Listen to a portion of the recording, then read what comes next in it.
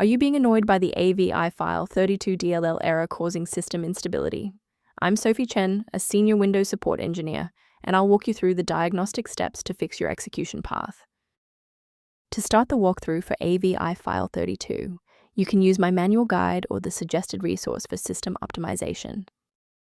This DLL file is the Windows AVI File Support Library. It provides the standard interface for applications to read and write AVI files, handling the low-level data streaming required for legacy video playback. Knowing the file's purpose is helpful, but now we need to physically restore it. The AVI file 32.dll is maintained by Windows itself. Run the system file checker by typing sfc/scan now in an elevated command prompt to detect and repair system-level file issues.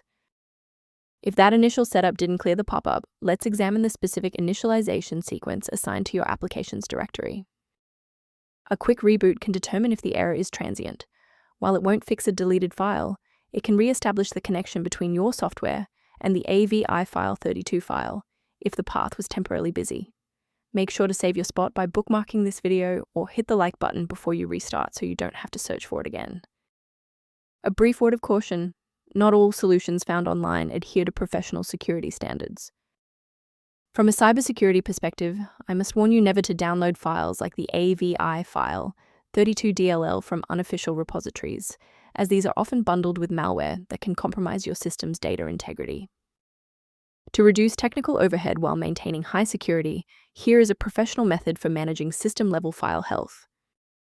To help prevent background conflicts, the maintenance utility referenced below includes information related to the AVI file 32 synchronization.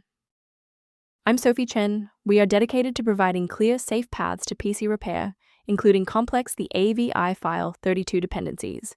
Subscribe to support our technical mission.